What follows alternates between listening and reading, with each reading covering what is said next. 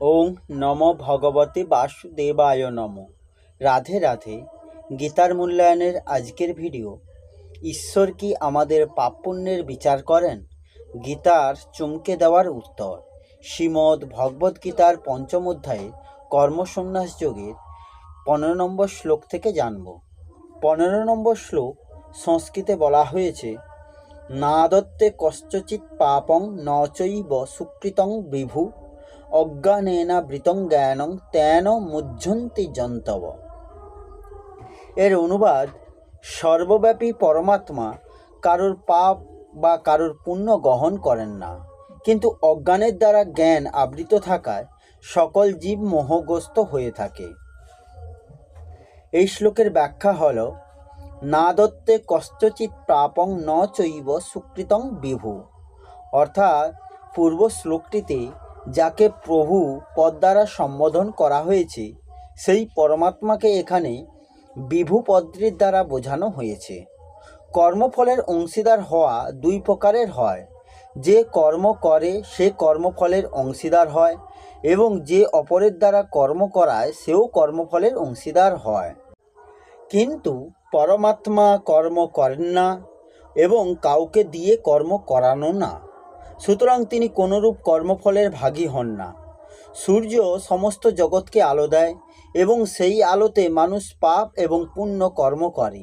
সেই সকল কর্মের সঙ্গে সূর্যের কোনরূপ সম্বন্ধ থাকে না। সেইরূপ পরমাত্ম তত্ত্ব হতে প্রকৃতি তার সত্তা লাভ করে, অর্থাৎ সমস্ত জগৎ সত্তা লাভ করে। সেই সত্তা লাভ করেই প্রকৃতি এবং তার কার্য জগৎ সংসার এবং শরীরাদি ক্রিয়া সম্পন্ন করে।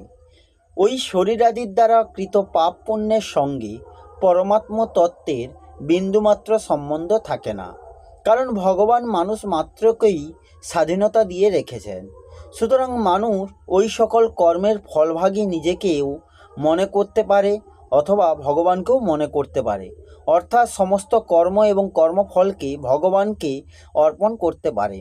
যে ভগবানের দেওয়া স্বাধীনতার অপব্যবহার করে নিজেকে সমস্ত কর্মের কর্তা এবং ভোক্তা বলে মনে করে, সে বন্ধনে আবদ্ধ হয়। তার কর্ম এবং কর্মফল ভগবান গ্রহণ করেন না। কিন্তু যে মানুষ সেই স্বাধীনতার সদ্ব্যবহার করে কর্ম এবং কর্মফল ভগবানে অর্পণ করে, সে মুক্ত হয়। তার কর্ম এবং কর্মফল ভগবানও গ্রহণ করেন। যেমন সপ্তম অধ্যায়ের 25তম শ্লোকে সর্বস্ব পদ দ্বারা এবং 26তম শ্লোকে কশ্চন পদ দ্বারা সাধারণ মানুষের কথা বলা হয়েছে, তেমনি এখানে কশ্চিৎ পদ দ্বারা নিজেকে কর্তা এবং ভোক্তা মনে করে যারা কর্ম করে সেই সাধারণ ব্যক্তিদের কথা বলা হয়েছে, ভক্তদের নয়। কারণ ভাবগ্রাহী হওয়ায় ভগবানের ভক্তদের অর্পণ করা পত্র, পুষ্প ইত্যাদি পদার্থ এবং সমস্ত কর্ম গ্রহণ করেন।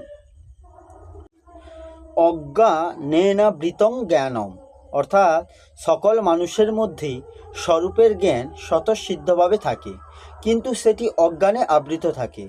সেই অজ্ঞান বশতই জীব মূঢ়তা প্রাপ্ত হয়। নিজেকে কর্তা বলে মনে করা মূঢ়তা। ভগবান প্রত্যেক মানুষকেই বিবেক দিয়েছেন, যার দ্বারা এই মূঢ়তা নাশ করা যায়। এই জন্য এই অধ্যায়ে 8ম শ্লোকে বলা হয়েছে যে সাংখ্যযোগীগণ যে যেন কখনো নিজেকে কোনো কর্মের কর্তা বলে মনে না করেন, এবং ত্রয়োদশ শ্লোকে সমস্ত কর্মের কর্তৃত্ব বিবেকপূর্বক মন হতে ত্যাগ করতে বলা হয়েছে। শরীর ইত্যাদি সমস্ত বস্তুতে সর্বক্ষণ পরিবর্তন হতে থাকে। স্বস্বরূপে কখনো কোনো পরিবর্তন হয় না। স্বস্বরূপত অপরিবর্তনশীল হওয়া সত্ত্বেও পরিবর্তনশীল বস্তুসমূহের সঙ্গে একত্ব স্বীকার করা হলো অজ্ঞানতা। শরীর ইত্যাদি সকল বস্তুই পরিবর্তিত হচ্ছে। যে এরূপ উপলব্ধি করে সে স্বয়ং কখনো পরিবর্তন হয় না। এই জন্য নিজের পরিবর্তন কেউ অনুভব করে না। সুতরাং আমি পরিবর্তিত হব না।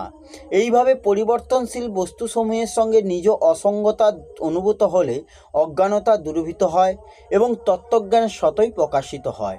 কারণ প্রকৃতির কার্যগুলির সঙ্গে নিজ সম্পর্ক স্বীকার করতে থাকলে তত্ত্বজ্ঞান প্রকাশিত হয় না।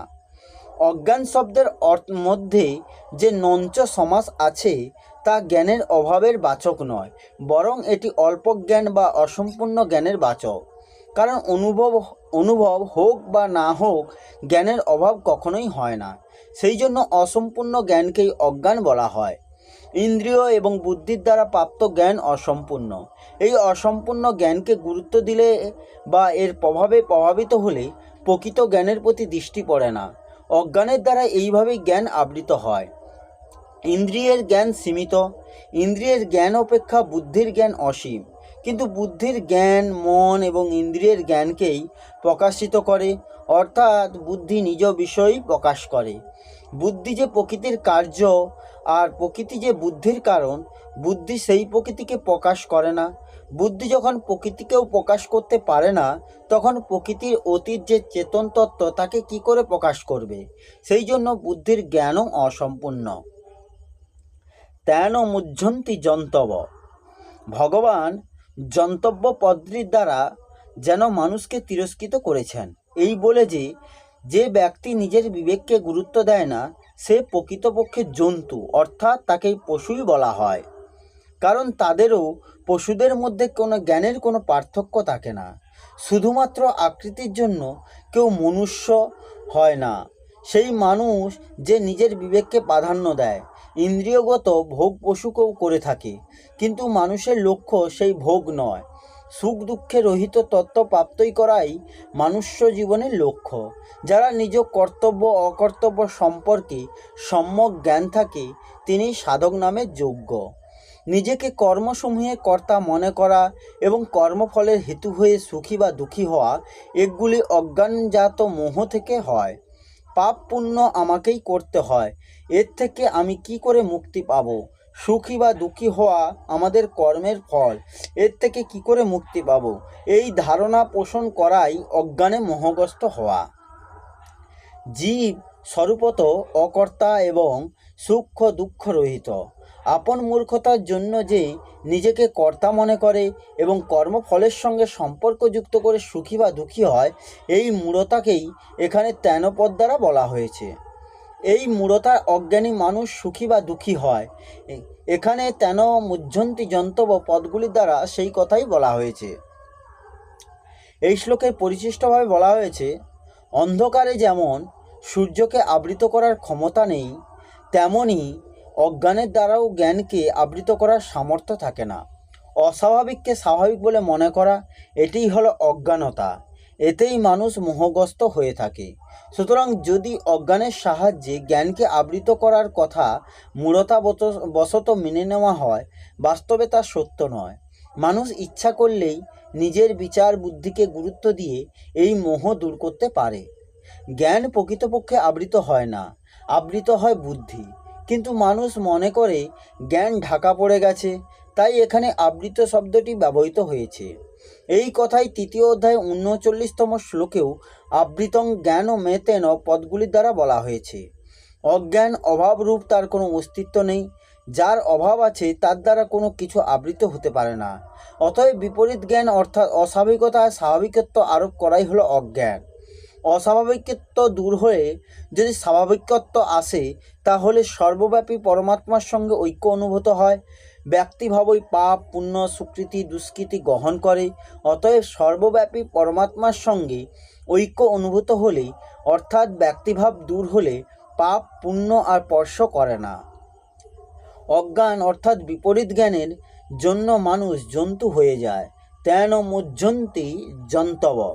এই জড়ের সঙ্গে সম্পর্ক মানার জন্য জীব জগৎ জড় হয়ে যায়। যা আমাদের সঙ্গে ওতপ্রোতভাবে আছে, যে সেই পরমাত্মাকে নিজের থেকে পৃথক বলে মনে করা, আর যা আমাদের থেকে পৃথক সেই শরীরকে নিজের বলে ভাবাই হলো অজ্ঞানতা। এই হলো শ্রীমদ্ ভগবদ্গীতার ৫ম অধ্যায়ের কর্মসন্ন্যাস যোগের ১৫ নম্বর শ্লোকের অনুবাদ সহ ব্যাখ্যা। আসবো পরের ভিডিওতে। রাধে রাধে। জয় শ্রীকৃষ্ণ। জয় গীতা।